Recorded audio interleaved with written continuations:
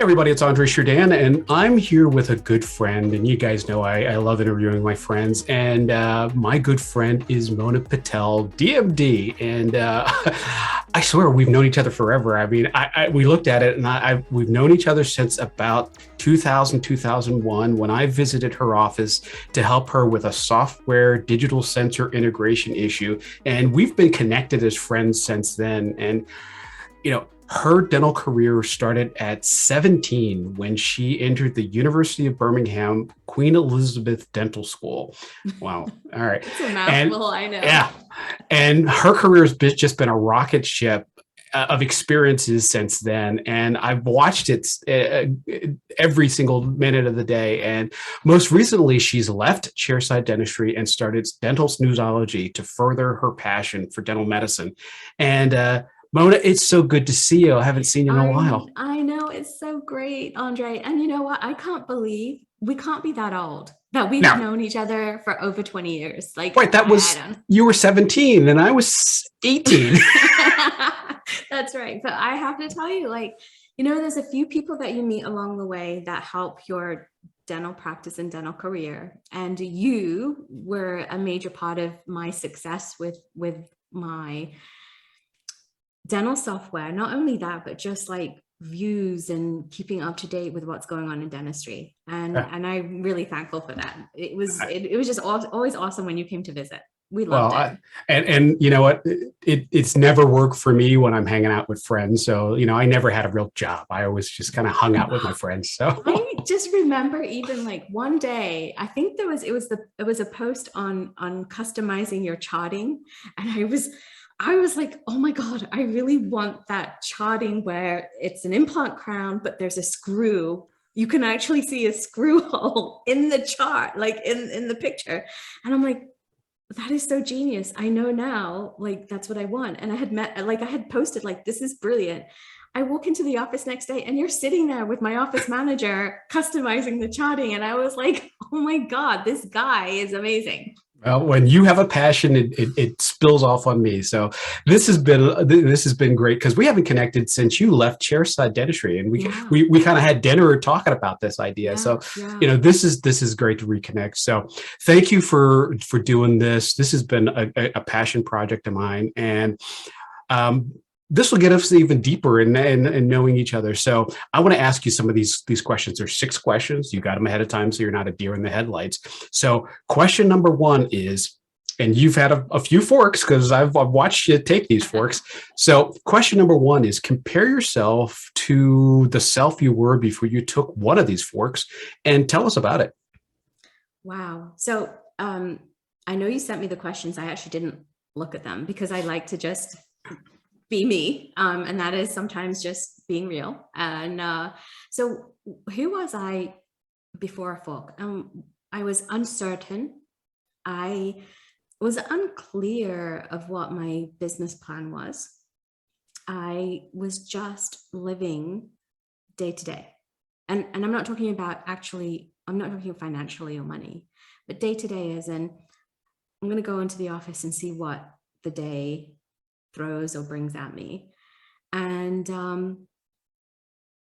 I was tired from that, right? Because you're just floating and you're like in limbo, but you're stuck, stagnant. And so that's what I was before a fork in the road. And that fork was actually introducing software and technology into my office. And I did that through Patterson, but at that time, they had like an unbelievable team. Like they had you on the team, right? That was huge. They had Michelle. Remember Michelle Gabriel? She was amazing. And you guys, between the duo that kept bringing in technology. And when you're a solo practitioner and you're a woman and you have family and you are in a role that you were never taught about, you were taught to do dentistry. You were taught how to be a dentist, Yeah. but you weren't taught how to run a business or be a leader or be an employer, right?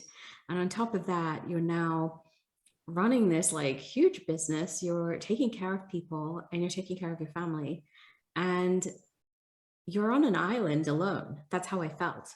Yeah. Right.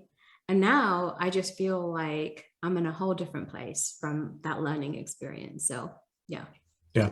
And, I always think when I work with an office and I'm getting to know the doctors that I work with, there's a line that I remember from, it was, I don't remember where I saw it, but I remember it was in a textbook that my brother-in-law had, and it said something to the effect, and it was like first year dental kind of advice. And it was, stop looking at the whole and look at the whole. And when I see a doctor make that transition from just thinking teeth to thinking patient, that's what I saw with you when you made that transition. I think a big part of it was when you got cone beam. I think that may have been what it was. And that just changed the way your office, went from an old school dental practice to glass and technology, and the front office changed and everything changed. And I love seeing that when doctors make that leap, and sometimes they don't even know it until it happens. So it was really great to see. So here's a couple other questions. So question number 2, is there a book that you've read that everyone should be reading and maybe reading over and over again? Yeah, there's actually a few, but the very first one is for your personal development, and that is The 4 Agreements. It's just a really short book, but it is so beautiful in the way that it just simplifies how you show up in the world and some of your reactions to things that actually don't need to be so reactive, and how you can manage it. It gives you 4 anchors. Just 4 anchors to be in your day with your patients and your team and manage that stress. So that's one book. And the other book is Change Your Questions, Change Your Life. And I really love that because so many times in my life, I've asked a question, gotten a kind of like a no or a shutdown type of answer. And I'm like, okay. And I changed the way I asked those questions, and it opened up a whole new world of possibilities and talking to patients. And it changes your relationships. We're talking about dentistry, but it changes your relationships with everyone, because now you're actually curious, right? You're curious of why people made the decision to do that treatment plan or not to do that treatment plan, or you're curious why your daughter decided to take 5 credits and not 8. I don't know, but then you were coming from a place of asking questions with the intention of wanting to understand that person and what made them decide that. And when you do that, it opens up the possibility of having a discussion to educate, or to be able to, I don't like that word educate, more to show them that there's more possibilities out there than what they thought. Yep. So I love that book. Yeah. That's a good one. I love it. So here's question 3. And everybody knows I'm passionate about quotes. So question number 3 is, give me 1 or 2 of your favorite quotes. I'm not a quote person. But one of my favorite things to just say is, I am that I am. Love it. And, that is it. It's like, I am that I am. And the other one that I love to say is, and I use it a lot when times might be challenging or things are not going the way that you think, and is, I'm exactly where I need to be. Yeah. I'm here at the right time, in the right place, and there is a lesson here for me to learn. Awesome. See, you like quotes. So I know we both have a passion for high-tech stuff. So question number 4 is, what's the high-tech thing that you can't live without? In dentistry or personally? In general. Well, not forget dentistry, because not everybody's a dentist who's going to listen to this. So my high-tech, I'm actually, funnily enough, since I've left dentistry, I've become so low-tech. I actually run away from my phone. So I leave my phone in another room. That's good. So it's not like my, energy drain.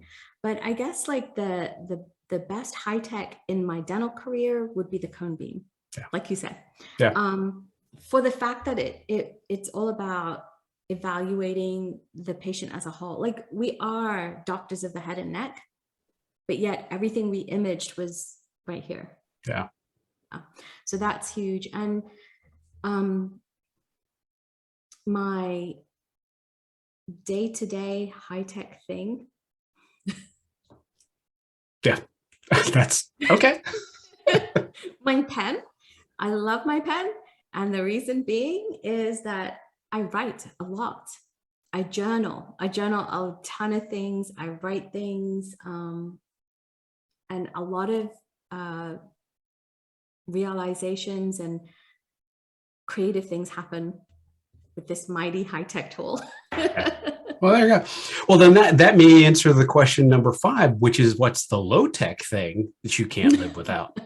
The low-tech thing that I can't live without. So no battery, and no plug. You know what? My pen. Yeah, that's good. Let's see. I have 2 sitting here. That's about as good as it gets. And these are only for decorations because I'm so high tech. I don't think these might even be dry. I know you are, because every time you'd come in the office and you'd set up and I'm like there with my notebook. What's the first thing I say? Don't write this down. I'm going to teach you so you don't have to write it down. Yeah. And I'm like underneath the table, like writing this down. I know. So let's go back for question 6 to that fork in the road. And if you had the opportunity to go back and whisper in your own ear, what advice would you give yourself at that fork in the road? Oh gosh, it would be believe in yourself, trust your gut, and jump. Yeah. So many of us get in our heads about any decision, and you know what? We feel it in our gut, and we love it, and we're excited about something, right? And then we talk ourselves out of doing it because our mind takes over. Amygdala wants to protect us from change, and all that happens. And I would just say, I wish I could have gone back, and I wish I had more faith in myself. Yeah. And one of my favorite quotes is from Les Brown, which is "Leap and grow wings on the way down." And I love that. I gotta write that down. See that? There you go. And with each experience that I've seen you gone through, you've leaped into it, and you've always had a parachute to land, or you didn't land. You grew wings and soared through it. So that's a big part of it. And that's why I wanted you to be part of this, because, this is really all about learning from experiences. And, I'd encourage anybody to kind of hit your website, find out a little bit about you and the passion that you have for sleep medicine, and understand that journey, because that's a big part of where we're going in the future. So I have one more question for you that I didn't prepare you for, but like you like to do it off the top of the head, like I do. Mona is who she is today because of hard work or luck? Both. Sometimes most of the time it's hard work, but there are times when things just align, and maybe it's luck, or maybe it's the universe putting you in the right place at the right time. But yeah, I think it's a little bit of both. Yeah. Well, I really appreciate you doing this and spending some time with me, because like I said, we haven't seen each other in a little while, but this is a great way to do this. And tell the family I said hello. And I will. Nash, he's like, you're talking to Andre? Oh my God, he remembers you so much. He loved hanging out with you. Yeah, I miss you guys. So keep in touch, and I will come down and see you guys where it's warmer. Yeah, you play golf, right? I hit the ball. All right. Well, same as me. So, we'll go pretend we're golfing. That's it. We'll throw the ball and nobody will know.